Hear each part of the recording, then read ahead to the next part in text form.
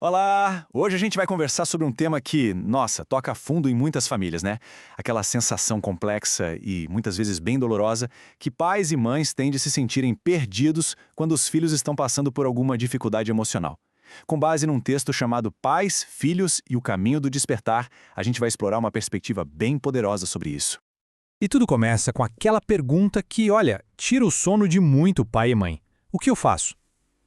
É muito comum sentir que faltam as ferramentas certas para lidar com o sofrimento dos filhos, e é justamente esse sentimento de despreparo que o material de base começa a investigar.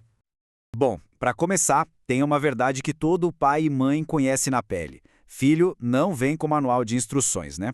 E o legal é que o texto acolhe esse sentimento, não como se fosse uma falha, mas como parte da jornada.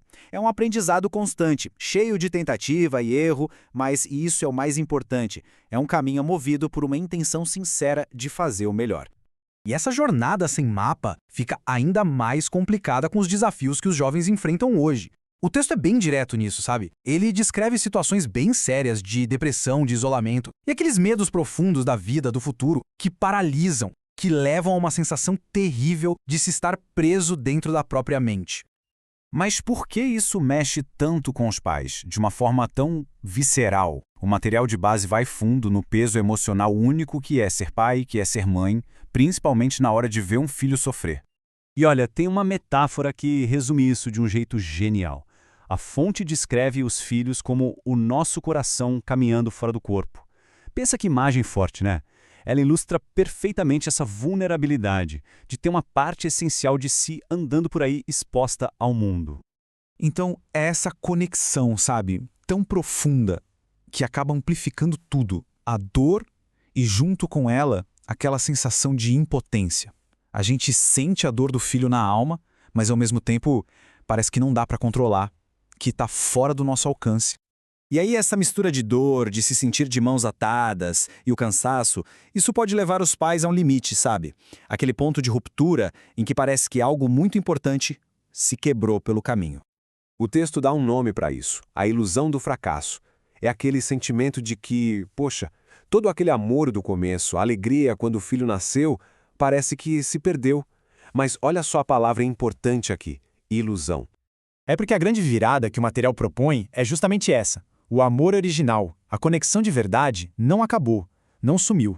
Ela continua lá, intacta, só esperando uma oportunidade para ser redespertada. E é aí que a gente chega no ponto central de tudo. Tá, beleza.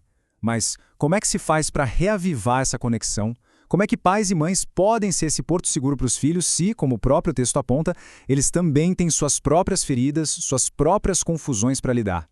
E a resposta que o texto traz, olha, pode parecer estranha no começo, bem contraintuitiva mesmo. Porque o normal, né, é a gente pensar, preciso consertar meu filho. Mas a proposta aqui é uma virada de 180 graus. O foco é, eu preciso me curar primeiro. Eu sei, a primeira reação pode ser pensar, nossa, mas que egoísmo.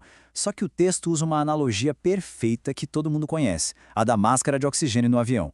Não tem jeito, você precisa colocar a sua primeiro para conseguir ajudar quem está do seu lado. Ok, mas o que significa olhar para dentro na prática, afinal? O legal é que o material mostra que isso não é uma coisa vaga, uma ideia abstrata. Pelo contrário, é um processo bem concreto para construir uma base de apoio que funcione de verdade.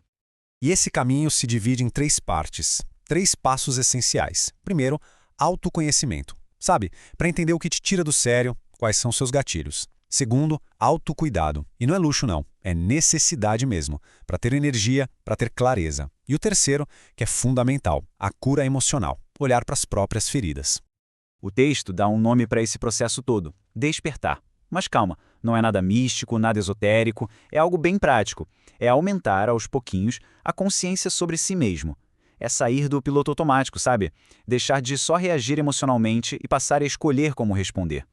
E é aí que vem uma mudança de perspectiva muito bonita. Olhando por esse ângulo, o desafio do filho, por mais doído que seja, pode ser visto como um convite, um catalisador para o crescimento e para a cura que os próprios pais talvez já precisassem fazer, sabe?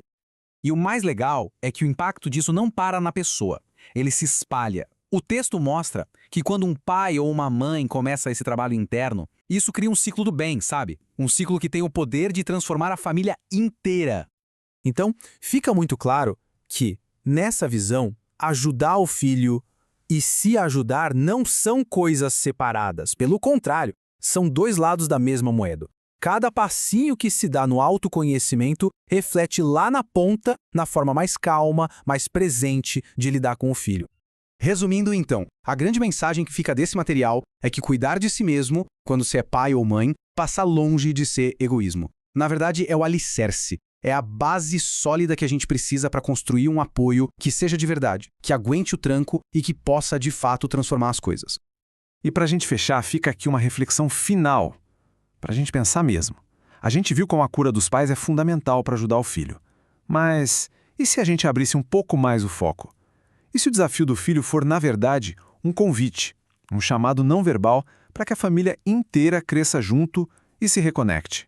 Fica aí a pergunta.